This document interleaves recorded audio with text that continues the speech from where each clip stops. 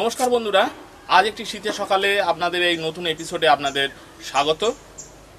আমরা এই ছাদ বাগানে আজকে আমি গাছে জল দেব। এইবার আপনারা ভাবছেন যে গাছে জল দেওয়ার আবার নতুন কি আছে। গাছে জল দেওয়ার অবশ্যই নতুন কিছু আছে। আমি কি করব সেটি আপনাদের আমি দেখাই। গাছে আমি জল দিই, প্রত্যেক দিনই আমি জল দিই, দুবার করে জল দিই, চেষ্টা করি। কোনো দিন যদি কাজের চাপে যদি সম্ভব না হয় তাহলেও আমি চেষ্টা করি যে প্রত্যেক দিন যাতে দুবার করে জল দেওয়া যায়। আর আমার বাড়ির সবজি ধোয়া, চাল ডাল ধোয়া জলগুলোই আমি বেশি দিই, যাতে প্রতিদিন গাছ অল্প অল্প করে সার পেতে থাকে। যেহেতু ছাদ বাগানের গাছ ছোট গামলায় বা ছোট টবে বা ছোট পাত্রে আপনি করেছেন, প্লাস্টিকের পাত্রে আপনি করেছেন, এই গাছগুলির পুষ্টির দিকে নজর রাখা খুব প্রয়োজন। এইবার স্বাভাবিকভাবে আমি আপনারা আগের ভিডিওগুলোতে দেখেছেন আমি অর্গানিক ফার্টিলাইজার দিই, খোল সার, বাদাম সার, এই ধরনের সার আমি বেশি দিই, অনেকেই আপনারা দিয়ে থাকেন। কিন্তু এতে নাইট্রোজেনের পরিমাণ বেশি থাকলেও অন্যান্য পুষ্টিমূল্য একটু কম থাকে। আমি অন্য একটি ভিডিওতে আপনাদের আমি দেখিয়েছিলাম কিভাবে আমার ছাদ বাগানের এই সমস্ত গাছগুলিকে আমি মাইক্রোনিউট্রিয়েন্ট বা গাছের অতি প্রয়োজনীয় ভিটামিন, মিনারেলস এইগুলি কিভাবে আমি দিয়ে থাকি সেটি আপনাদের আমি দেখিয়েছিলাম। আজ আমি আপনাদের দেখাবো যে গাছের এনপিকে মানে নাইট্রোজেন, পটাশিয়াম, ফসফরাস এই ধরনের পুষ্টিমৌলগুলি সব কিছু যে আপনার তরল জৈব সারে যে সব সময় থাকবে তার কোনো মানে নেই। আপনি যদি খোল সার দেন তাহলে আপনি যদি শুধুমাত্র খোল সার দেন তাহলে খোল সারের ভিতরে আপনার রয়েছে নাইট্রোজেন,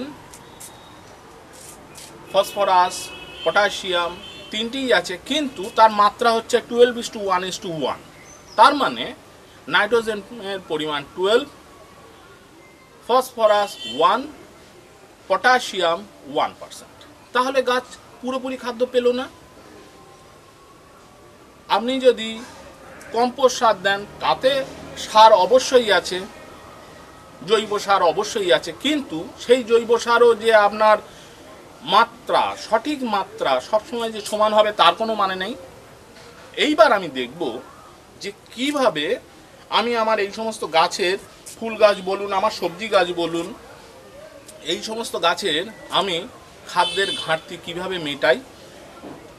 দেখুন, স্বাভাবিকভাবে আমি রাসায়নিক সার আমি গাছে প্রয়োগ করি না। রাসায়নিক সার যদি আপনি গাছে প্রয়োগ করেন তাহলে তার একটি সাইড এফেক্ট আছে। তার কারণ রাসায়নিক সার আপনি যখন গাছে দেবেন তখন রাসায়নিক সার ওই মাটিতে গিয়ে বিক্রিয়া করবে। কেমিক্যাল, যেহেতু এটি কেমিক্যালিক সার, তাহলে ওই মাটিতে যখন বিক্রিয়া করবে মাটির প্রয়োজনীয় ফাঙ্গাস, প্রয়োজনীয় ব্যাকটেরিয়া, যে সমস্ত ব্যাকটেরিয়াগুলি গাছের শিকড়ের খাদ্য গ্রহণ ক্ষমতা সঠিক রাখে, সেই সমস্ত ব্যাকটেরিয়ার ক্ষতি হতে পারে, মাটিটি নষ্ট হতে পারে, পরিমাণ আপনার স্বাভাবিকভাবেই ভুল হতে পারে। আপনি গাছের পুষ্টির জন্য দেওয়ার প্রয়োজন অল্প, আপনি একটু বেশি করে দিলেন, তাহলে গাছের আপনার ক্ষতি হবে স্বাভাবিকভাবে। তাহলে আমার গাছের ঘাটতি কিভাবে আমি পূরণ করব? দেখুন, এই সারটি আমি দেখাই, এটি একটি কেমিক্যালিক সার। আমি মাঝে মাঝে এই কেমিক্যাল সার দিয়ে থাকি, আপনি ভালো করেই দেখতে পাচ্ছেন, আপনাদের আমি দেখাই। এই দেখুন, এটি কি সার আপনি দেখে নিন। এটি হচ্ছে 10-26-26, 10-26-26 সার। এই যে সারটি আমি মাঝে মাঝে দিই। কিভাবে দিই? আমি ডাইরেক্ট গোড়ায় দিতে পারি, কিন্তু আমি গোড়ায় আমি দেব না। গোড়ায় কেন আমি দেব না? না, আমার টব বা গামলার মাটি যেন নষ্ট না হয়।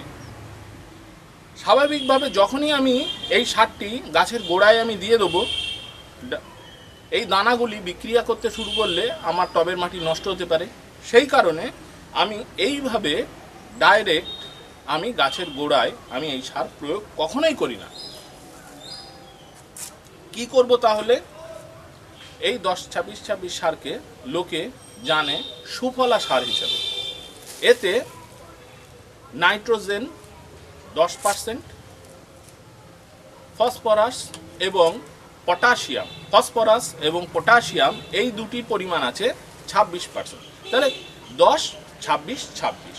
তাহলে আমি এই সার কিভাবে দিই আসুন আমি করে দেখাই। আমি স্বাভাবিকভাবে একটি পাত্রে জল নিই, জল নিয়ে তাতে এই 10-26-26 সার আমি গুলে রাখি, 2 থেকে 3 দিন আমি গুলে রাখি। এইভাবে যদি আপনি 10-26-26 সার আপনি যদি গুলে রাখেন তাহলে 10-26-26 সার গুলে যাবে, জলের সাথে গুলে যাবে, জলের সাথে মিশে যাবে এবং তার প্রাথমিক যে বিক্রিয়া করার ক্ষমতা, যে বিক্রিয়া করে তার পুষ্টিমৌল এই কেমিক্যাল থেকে নিঃসৃত হয়ে যাবে, সেই বিক্রিয়া জলের ভিতরে হবে। বিক্রিয়া হয়ে যাওয়ার পরে সেই জল আমি গাছে অল্প অল্প মাত্রায় দিই। এখানে আমি এই বালতিতে এই 10-26-26 সার এক বালতি জলে আপনি খুব বেশি হলে 50 গ্রাম কিংবা তার চেয়ে সামান্য বেশি সার আপনি দেবেন। দেওয়ার পরে সেই জলটি এইভাবে মিশিয়ে নেবেন। বন্ধুরা দেখুন, এই বালতিতে আমার চাল ডাল ধোয়া জল রয়েছে। এই জলটি আমি প্রতিদিনই গাছে দিই। দেখুন বন্ধুরা, এই যে 10-26-26 সার, এইভাবে আমি 10-26-26 সার আমি চাল ডাল ধোয়া জলের সাথে অল্প অল্প করে আমি মিশিয়ে নিচ্ছি। মিশিয়ে নিয়ে এই সারটি আমি অল্প অল্প করে গাছে প্রয়োগ করি। দেখুন, এই দেখুন,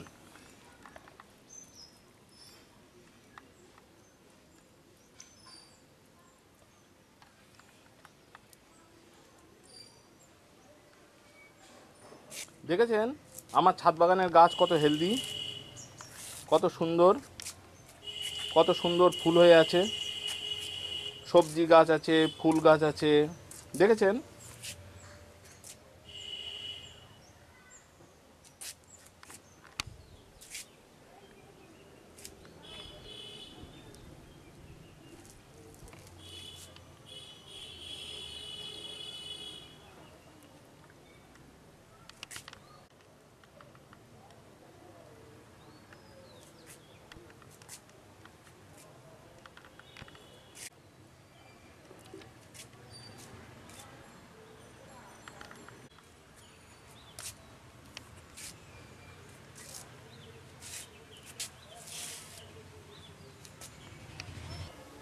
বন্ধুরা, এইভাবে আপনি আপনার ছাদ বাগানের গাছে, ছোট ছোট গামলায় এবং টবে যে সমস্ত গাছ, ফুল গাছ, সবজি গাছ করেছেন, সেই সমস্ত গাছে আপনারা এইভাবে অল্প অল্প করে সুফলা সার প্রয়োগ করতে পারেন। করলে আপনি খুবই উপকার পাবেন।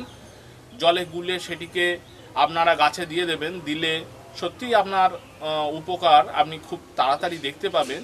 যদি ভিডিওটি আপনাদের ভালো লেগে থাকে তাহলে একটি লাইক দেবেন।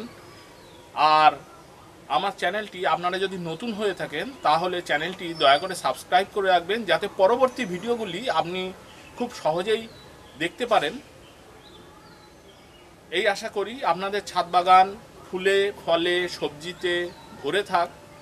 গাছকে ভালোবাসুন, গাছের যত্ন নিন, সবুজে ভরে উঠুক এই পৃথিবী। এই আশা করি, এই আশা নিয়ে আজকের এই ভিডিওটি আমি শেষ করছি। নমস্কার।